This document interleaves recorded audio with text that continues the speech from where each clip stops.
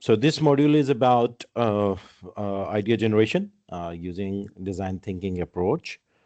So we are going to see that what is the concept of design thinking, and then we are going to apply its principle, and then using those principle, we are going to work on to a worksheet, and then we are going to see like how you can ideate using the design thinking. So, why design thinking for entrepreneurs?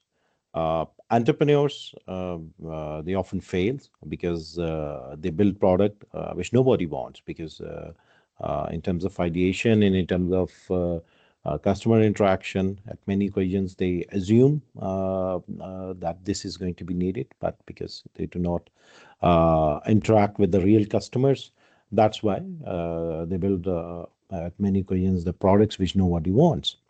So, design thinking, it helps the entrepreneurs to understand the customers deeply and then identify their real problems and then eventually to develop some innovative solutions. So, what is design thinking? Design thinking, it's a non-linear and iterative process. Means that you can repeat its stages. You can see that there are multiple stages in design thinking, and different organizations they have devised their own strategy for the design thinking. At a broader level, it's a human-centered approach, which involves humans extensively, and we interact with the humans too much in multiple stages. But the number of stages they can vary by different organization who have defined it. Some of them they have a minimum of even 3 stages, and some even have up to 7 stages as well. So you use it to understand the customers, जो भी users होंगे एक product के या service के. So they use it to understand their requirements, their pains, their problems, and then they challenge the assumptions which they have made, or even the customers they have made. Then they redefine the problem and create innovative solutions to prototype and then eventually test it. It's commonly been used for very tricky problems, tangled problems. Design thinking, we commonly use it for in those situations where the problem seems challenging. So that's why it's often referred as that it's an approach which is used to tackle ill-defined and unknown problems. And it's like I said, it's a human-centered approach for design, a solution for a problem. And the key characteristics for the design thinking are that it's heavily user-centered and it is an iterative process. So it's not a linear one. So you can come back to early stages after some time. And it's a highly collaborative approach. So why design thinking? Design teams they use design thinking to tackle ill-defined or unknown problems, or we also say them wicked problems, because they can reframe these problems. They can or they build a very good understanding of these problems in a human-centric way, and they try to understand that what are the things which are really too much important for the users. And for within this, initially it started more with the user-centered design, because the user they have something in their mind in terms of designing a product, or we are talking about the visual design. And then because it's really difficult to reflect like how a user wants to have a user interface, and in terms of interaction, in terms of features or the general functionality, they can still tell it more in a more easier way. But in terms of UX, it's more challenging.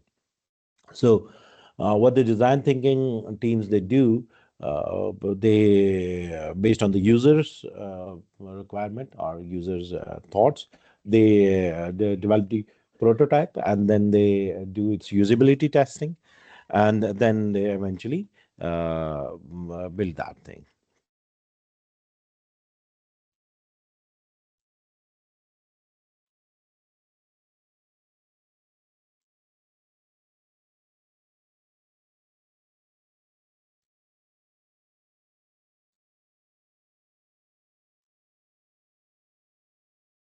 So, what happens in a design thinking process, or where we usually use it?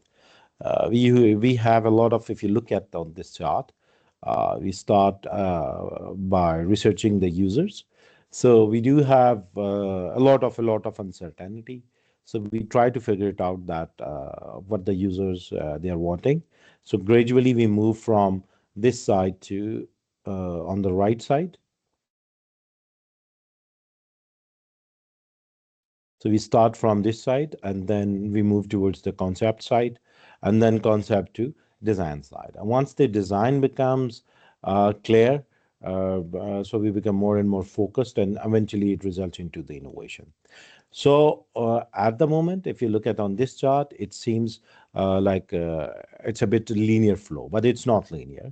It's an iterative flow. So what happens in reality is that you do some research, you try to create a concept out of that, and then a prototype, and then some design out of it, and then you test with the users, and based on then again you repeat it. So it's an iterative process. So eventually, gradually, once these tangled things they become more defined, well defined. So eventually, once it's well defined, so you create a design based onto this. So like I said, it initially started with the only with the design domains or the UX domains or user interaction domains, but gradually we started using in other domains as well. Like now you can use it in any domain, not even the technical one. So, what are the stages of design thinking? There are multiple stages. Like I said you before, it can range from 3 to 7 steps. Famous are from Interaction Design Foundation, Harvard, IDEO, Stanford, and there are others as well. So, in this module, we are going to see in detail the one from Interaction Design Foundation, which has 5 stages, and then we will just have a glimpse of the other techniques as well. So if you look at the design thinking process by Interaction Design Foundation, they defined it as a 5 stage process or a 5 phases process. So the first phase is empathize, then we have define, then we have ideate, then we have prototype, and then we have test. So with the name, you can try to understand that in the empathize phase, we interact a lot with the users, try to understand their needs. In the define, we define that problem. Then we think the solution in the ideate phase. Based on those solutions, we design those solution in the prototype, and then we test it with the user and check it whether they like it or not, and what whether it's according to their needs or not. So in the first phase, in the empathize, the teams they try to understand what the problem is and who are the users.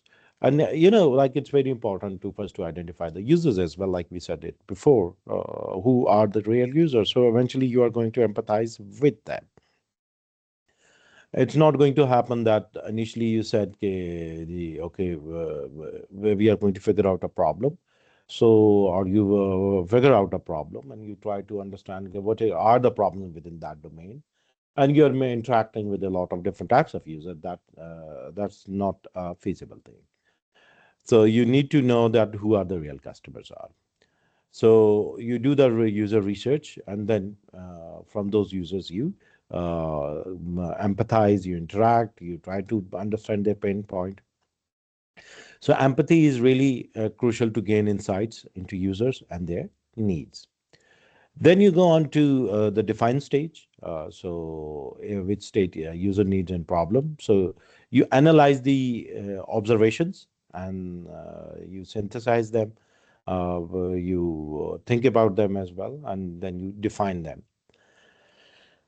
Then you, or whatever user problems you came up with, which we call problem statements, or the definitions. So you write down these definitions, and based on these definitions, you create personas.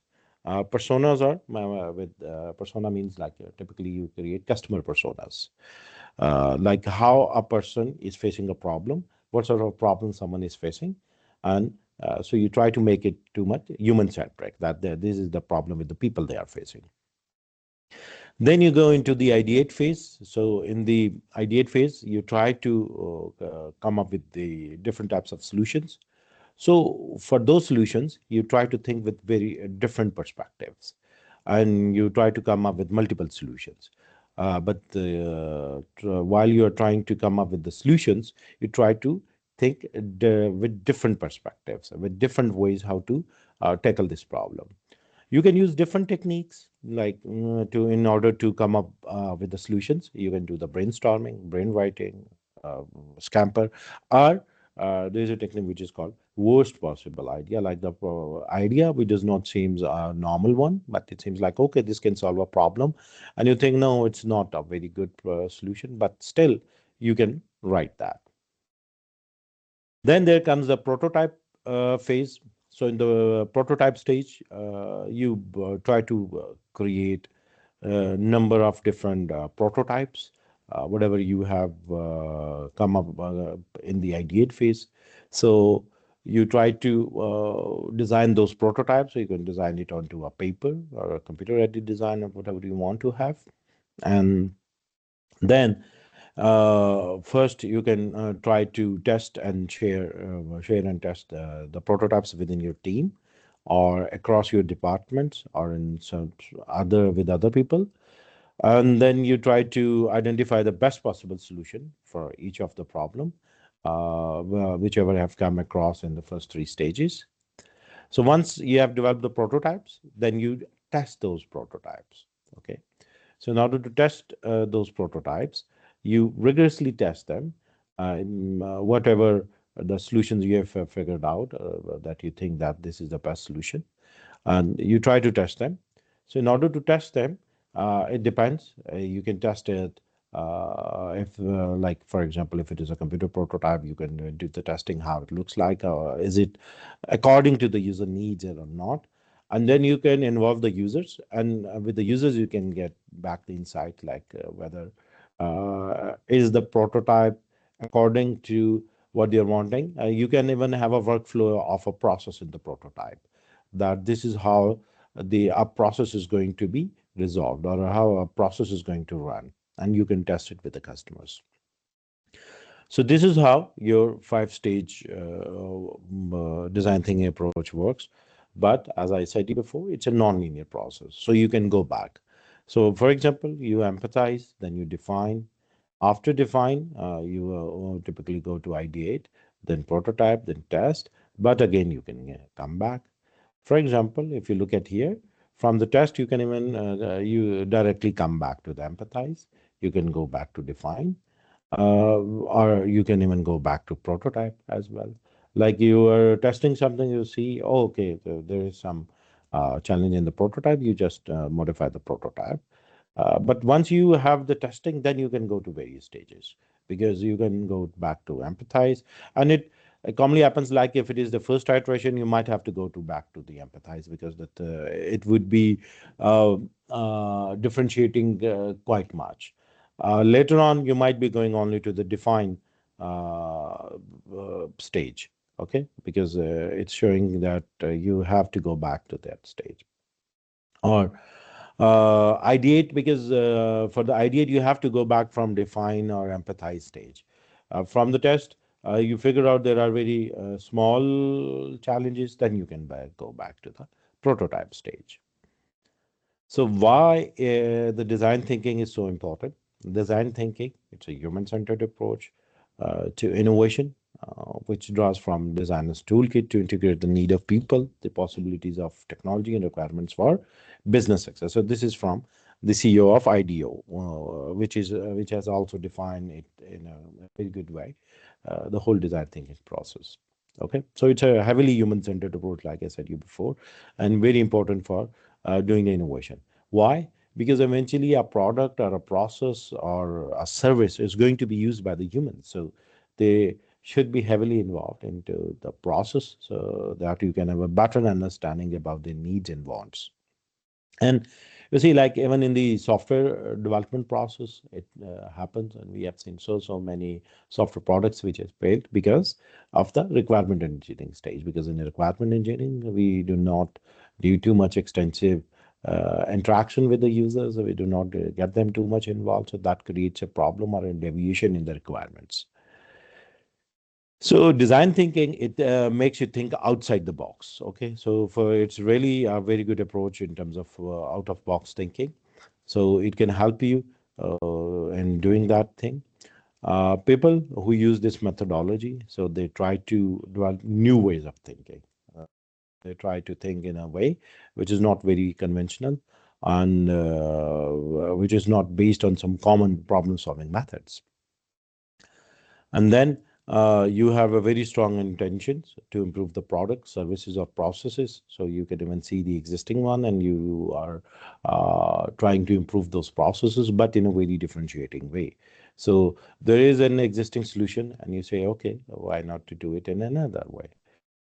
For example, the people they are traveling from one place to another, and our education, for example, education, we are talking about this. So how to improve the education? So we would be talking about like, okay, we do have uh,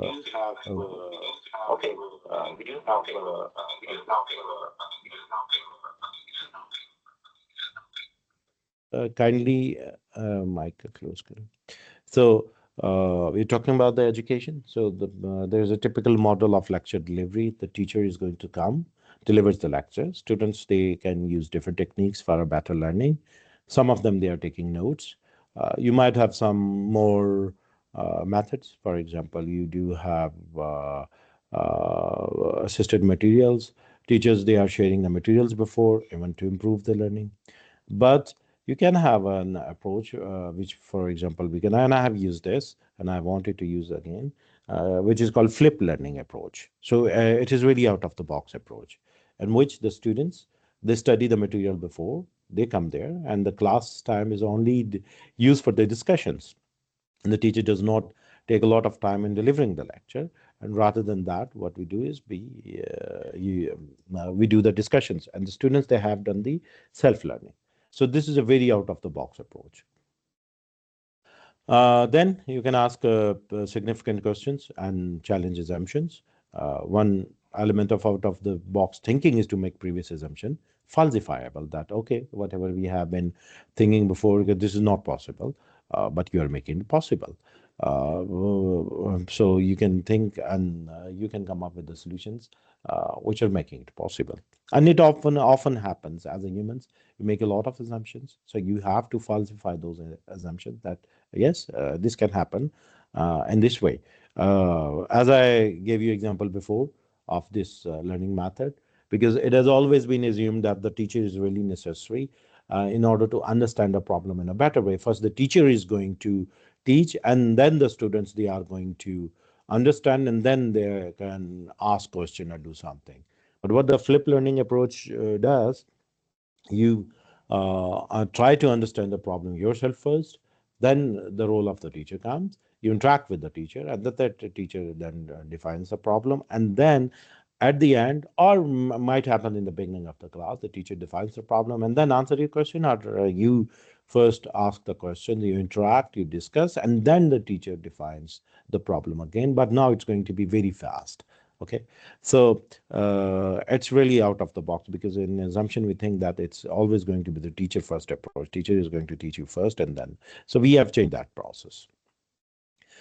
So three there are three lenses of design thinking, and goal of design thinking is that whatever you're going to design, it's desirable, it's feasible, and it's viable.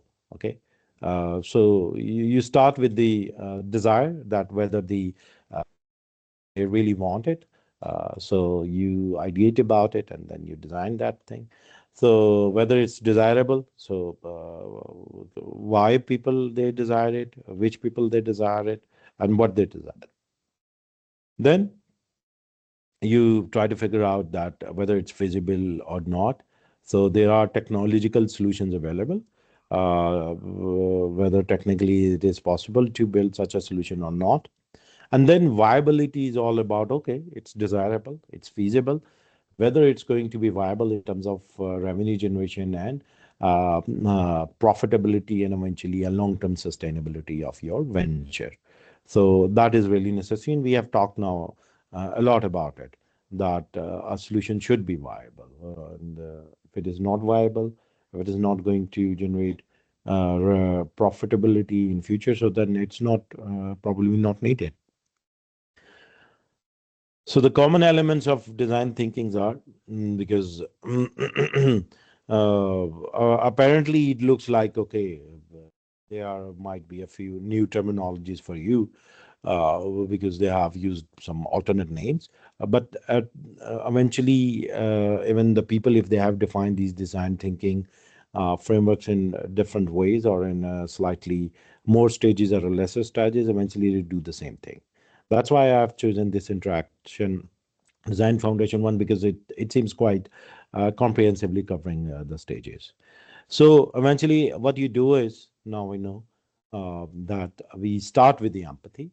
So the first and the foremost important stage is the you start with this empathy, and then you reframe the problem. Then you imply a divergent style of thinking. Okay, so first you do is you try to come up with multiple ideas and multiple solutions for those ideas for that those problems. So you are doing empathizing. You are trying to figure out multiple problems for against one problem. You are coming up with multiple solutions. So you have a divergent style of thinking. And then what you do is once you come up with multiple type of solutions, you try to convert them and you converge them onto some solutions. Okay. So first you go in multiple type of ideas and when you try to engage the worst possible idea as well, and then you converge those ideas, and then you create and test those prototypes. First you create some prototypes, then you test those prototypes, and at the end you iterate. So you can go back in the iteration stage to any stage you want to have. So this is how you go through all this process. Okay, you got the idea. Like you start with the empathy, got some challenging uh, problems. You try to figure out the solutions for them. So initially you will be more diverse and you will be more in the divergent style. Then you will converge those ideas and then you will test, sorry, you will create prototypes and then you will test the prototypes as well, and then you will iterate as well.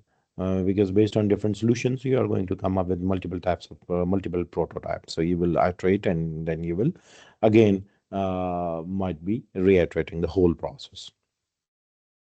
So design thinking mindset, you need to create that, and it's more than our typical process.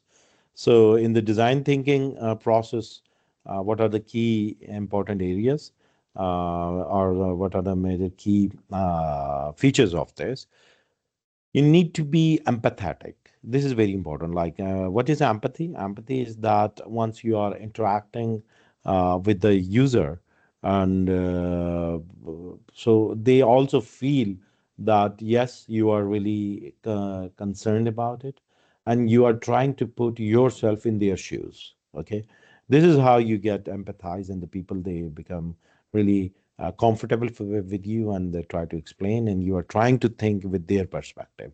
So this is called empathy. Empathy is the ability to place yourself, your thinking and feelings in another person's shoes. Then you have to be collaborative. You have to several great minds are always stronger than just one. So you need to do a lot of brainstorming. You have to interact with the others uh, to have better outcomes. Then you have to be optimistic. You need to be confident about achieving favorable outcomes.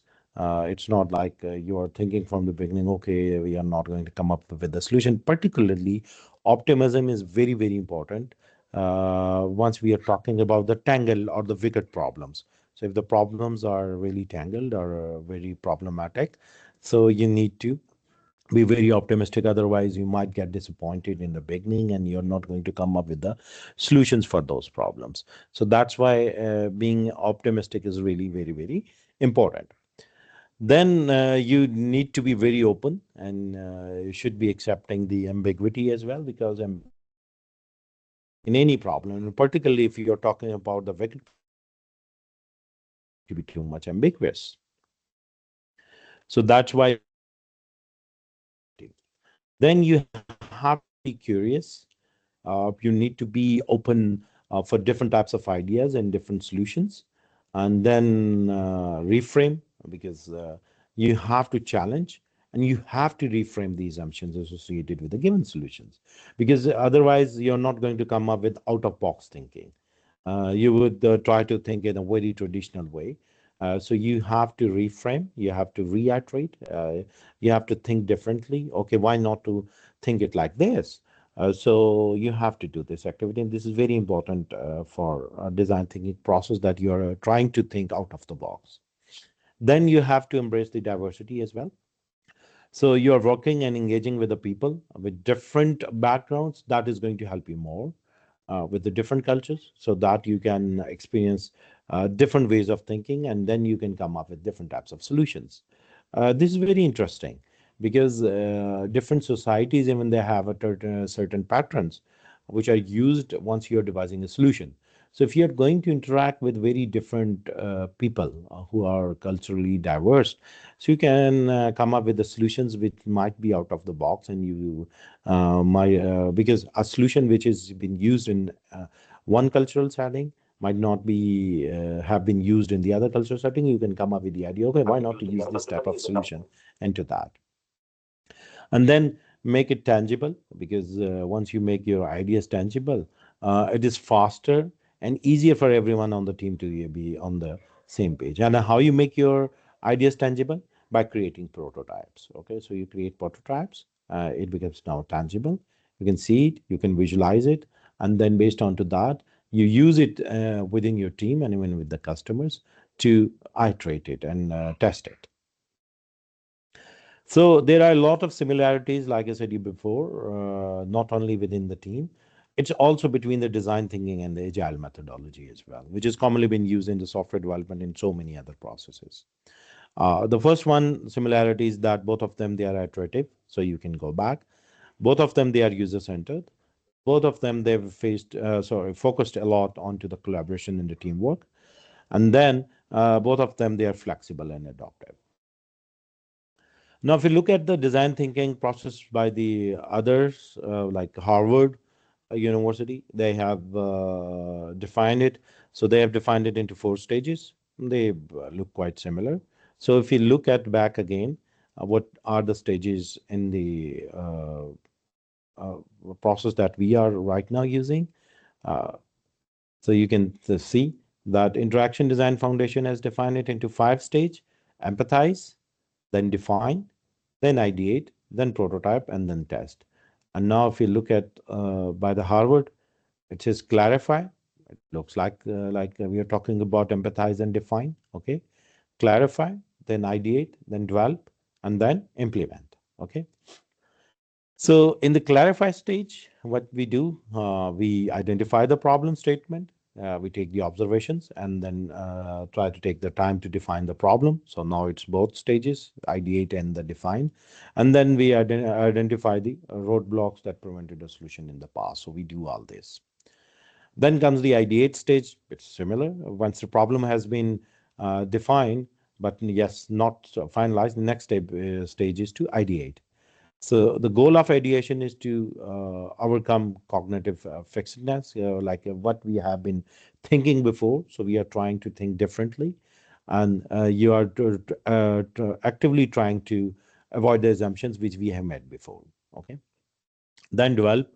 So we develop concepts by coming up with multiple types of solutions.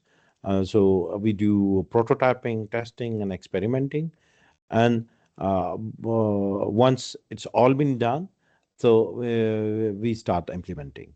So it's a mixed stage. So we try to develop, we test it.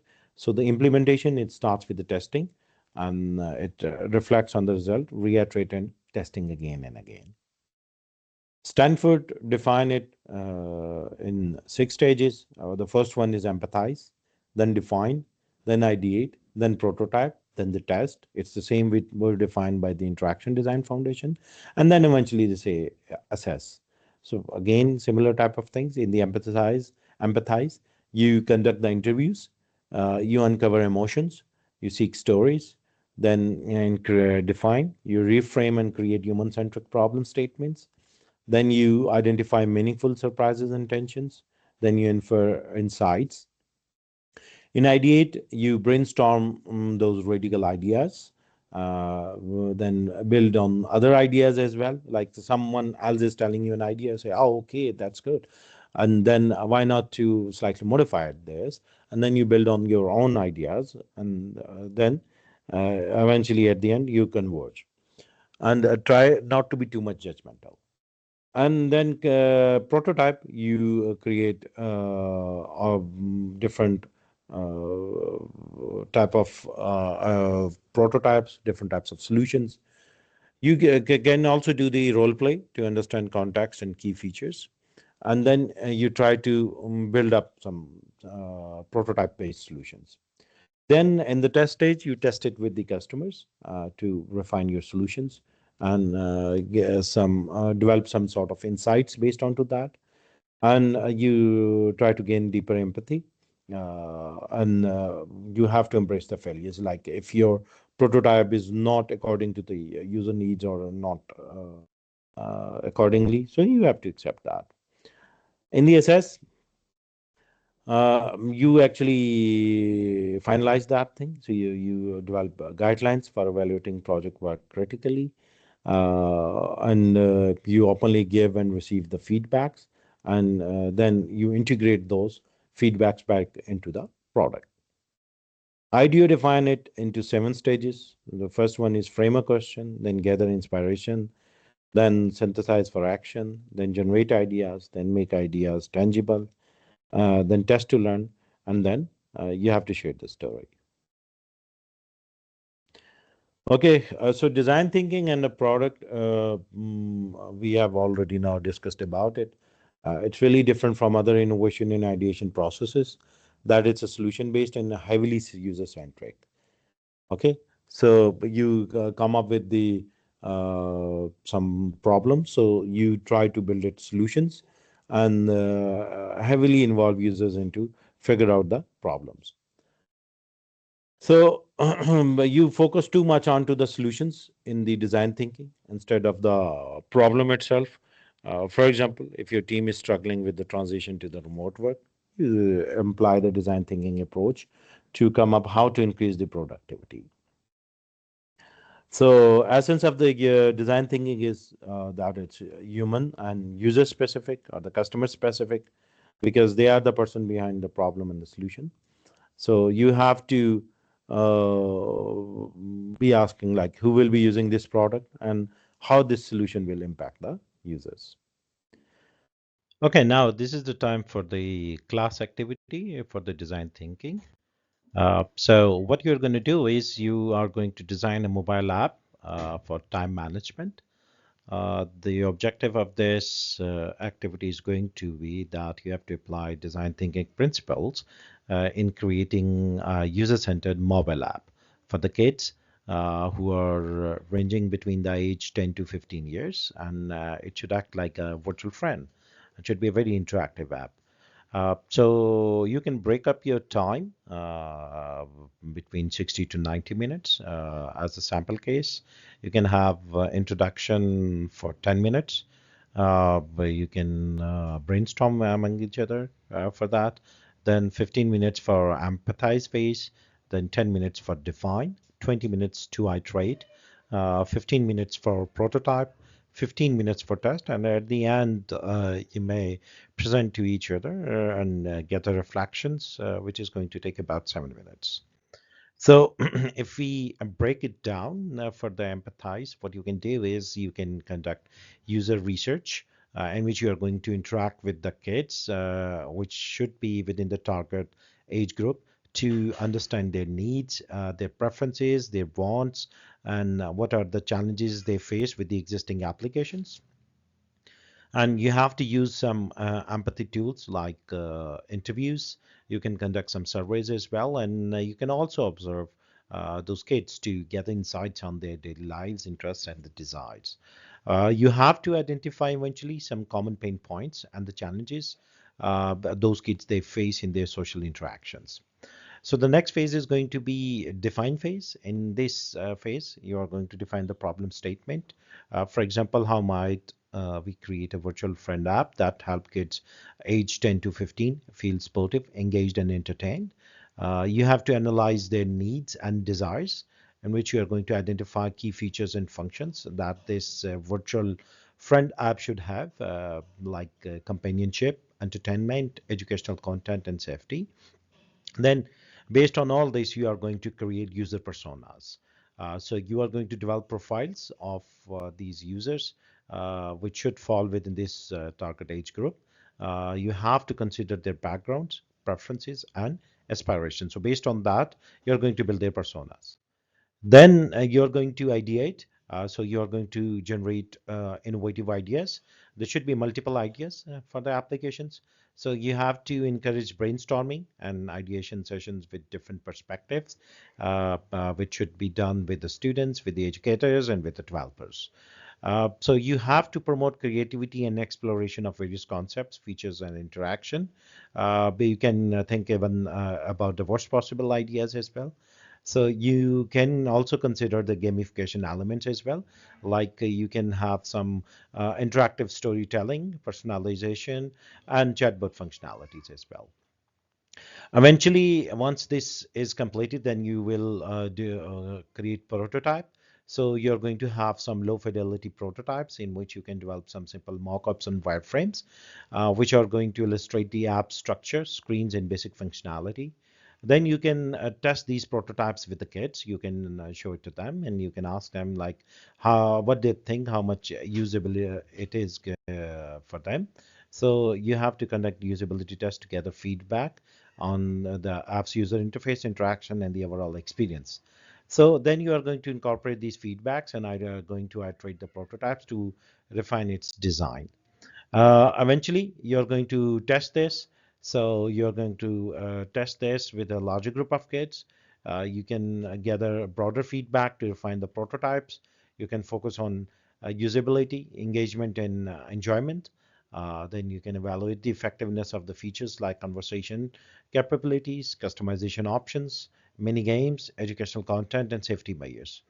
You need to identify areas of improvement and gather suggestions for additional features as well, because the user might be thinking there more features or the other functionalities are also required. Eventually, at the end, you can implement that as well if the time allows you, and you can iterate. So you can quickly develop an app, which is going to be obviously an MVP style app with the UI, and it's going to be based on the refined prototype and the feedback received during testing. So the time can really vary for this. You can take 5-7 minutes to up to half an hour for this, and you can continuously iterate and improve there based on the user feedback and the evolving needs.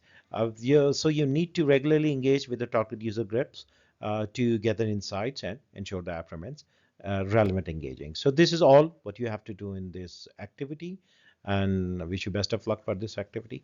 Thank you very much.